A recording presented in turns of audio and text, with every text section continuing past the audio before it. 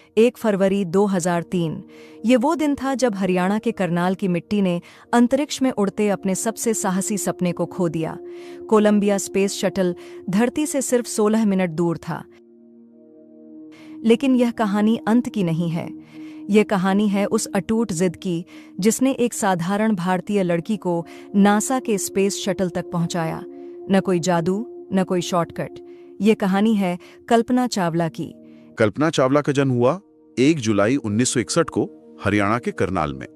परिवार बहुत ही साधारण था। अच्छा। पिता बनारसी लाल चावला, उनका टायरों का एक छोटा सा कारोबार था, और माँ संजोती देवी वो घर संभालती थी।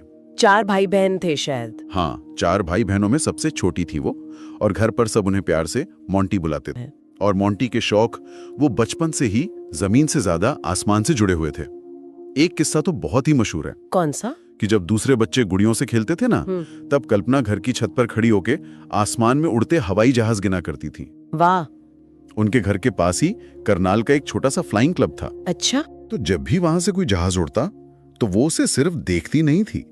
मतलब एक तरह से वो ये समझने की कोशिश कर रही थी कि ये चीज उड़ती कैसे है। ये जो जिज्ञासा है ना, यही तो एक इंजीनियर की पहली पहचान होती है। और उस जमाने में एक लड़की के लिए ऐसी जिज्ञासा रखना अपने आप में एक अलग बात थी। बिल्कुल। और यहीं पर उनके परिवार का जो रवैया था वो बहुत जरूरी हो जाता है। हाँ, ये बहुत जरूरी पॉइंट है। उनके पिता ने एक इंटरव्यू में बताया था कि उन्होंने कल्पना से बस एक ही बात कही थी, खूब पढ़ाई करो और जो मन चाहे वो करो। सोचिए जरा, 70 के दशक में एक छोटे शहर में एक पिता अपनी बेटी को ये आजादी दे रहा है। ये छोटी सी बात असल में बहुत बड़ी थी। इसी भरोसे ने कल्पना को वो रास्ता चुनने की हिम्मत दी जो उस समय लड़कियों के लिए लगभग किसी ने सुना भी नहीं था। और वो रास्ता था एरोनॉटिकल इंजीनियरिंग का। स्कूल की पढ़ाई पूरी करने के बाद वो पहुंची चंडीगढ़ पंजाब इंजीनियरिंग कॉलेज में। और जहां तक मुझे पता है, उस जमाने में उस कॉलेज की एरोनॉटिकल ब्रांच में दाखिला लेने वाली वो अकेली लड़की थी। अकेली लड़की? ये अपने आप में एक बहुत बड़ा स्टेटमेंट था। वो बस भीड़ का हिस्सा नहीं बनना चाहती थी, वो सिर्फ सिलेबस पूरा नहीं कर रही थी, वो अपने जुनून को जी रही थी। बिल्कुल। डिग्री पूरी हुई, पर सपना अभी और बड़ा होना था। अब उन्हें अमेरिका जाके मास्टर्स करनी थी। लेकिन ये सफर आसान नहीं था, है ना? बिल्कुल नहीं, बहुत मुश्किलें थी। कोई स्कॉलरशिप नहीं मिली, भाषा की एक अलग चुनौती थी, और पैसों की भी कमी थी। और यहीं पर उनका वो मजबूत इरादा, वो जिद काम आई होगी। हाँ, उन्होंने हार नहीं मानी, फैसला किया कि लोन लेकर जाएंगी, और वो गईं। पहले यूनिवर्सिटी ऑफ टेक्सास से मास्टर्स की, एरोस्पेस इंजीनियरिंग में। हाँ, और फिर यूनिवर्सिटी ऑफ कोलोराडो से पीएचडी पूरी की। ये सिर्फ डिग्रियां नहीं थी। नहीं, ये उनकी जिद का सबूत था। हर मुश्किल उन्हें उनके सपने के और करीब ला रही थी, उन्हें और मजबूत बना रही थी। और अमेरिका में ही उनकी जिंदगी में एक और खास इंसान आए, उनके फ्लाइट इंस्ट्रक्टर जीन पियर हैरिसन, जिनसे बाद में उन्होंने शादी की। और दोनों में एक बात कॉमन थी, उड़ान। हाँ। जीन पियर खुद एक सर्टिफाइड फ्लाइट इंस्ट्रक्टर थे, तो दोनों साथ में छोटे जहाज उड़ाते, ग्लाइडिंग करते। मतलब कल्पना ने कमर्शियल पायलट का लाइसेंस भी ले लिया था। वो अंतरिक्ष में जाने से पहले ही आसमान पर राज करना सीख चुकी थी। ये सिर्फ शौक नहीं था, ये उनकी तैयारी थी। एक एक कदम सोच समझकर उठाया गया था। और फिर वो दिन आया, साल 1994, जिसका उन्हें सालों से इंतजार था। नासा ने एस्ट्रोनॉट ट्रेनिंग के लिए कैंडिडेट्स को चुनना था। बहुत मुश्किल प्रक्रिया होती है ये। बहुत ज्यादा। लगभग 3000, मतलब 2962 लोगों ने अप्लाई किया था, और उनमें से चुने गए सिर्फ 19 लोग। और उन 19 में से एक नाम था कल्पना चावला। करनाल की वो लड़की अब नासा के दरवाजे पे खड़ी थी। ये कोई लॉटरी नहीं है। नासा में चुना जाना मतलब आपकी पढ़ाई, आपका फिजिकल और मेंटल स्टैमिना, आपकी टीम में काम करने की काबिलियत, दबाव में फैसले लेना। हाँ, हर चीज परखी जाती है।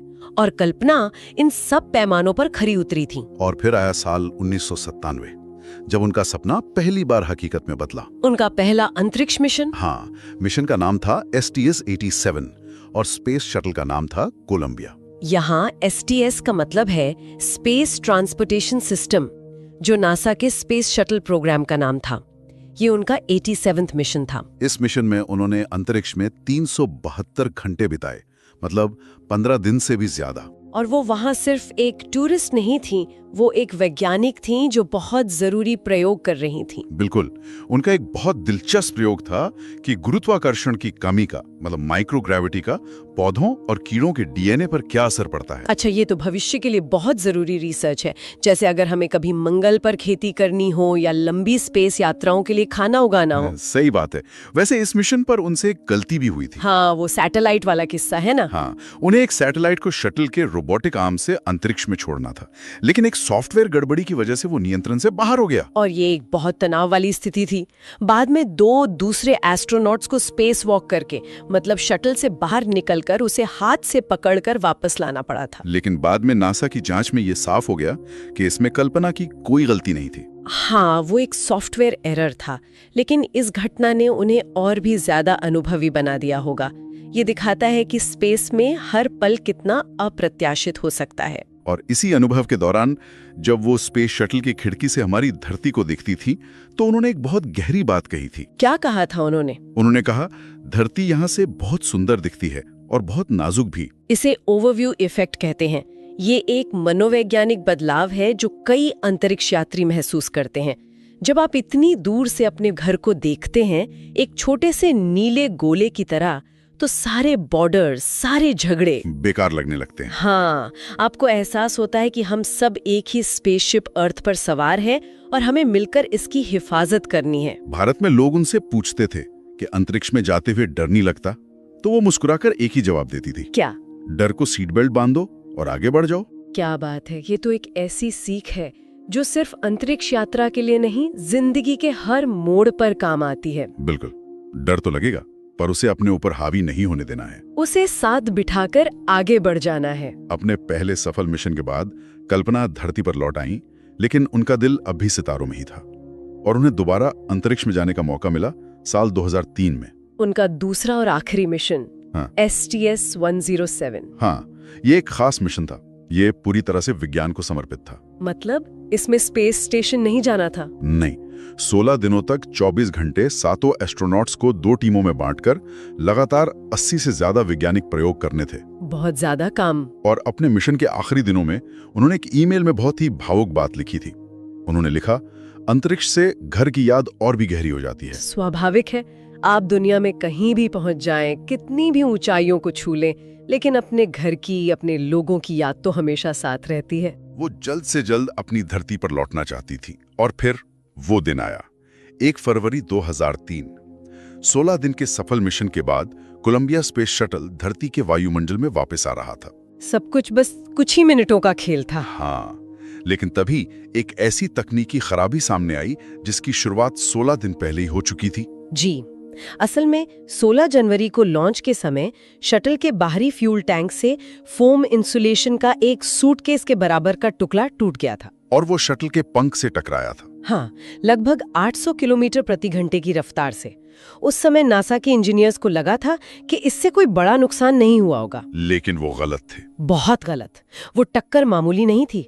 उसने पंख की जो हीट शील्ड टाइल्स होती हैं, उनमें एक छेद कर दिया था। और जब शटल ने वापस वायुमंडल में प्रवेश किया तो उस छेद से 1650 डिग्री सेल्सियस से भी ज्यादा गर्म गैसें पंख के अंदर घुस गईं और कुछ ही मिनटों में पंख अंदर से पिघल गया, शटल का संतुलन बिगड़ा और वो हवा में ही टूटकर बिखर गया।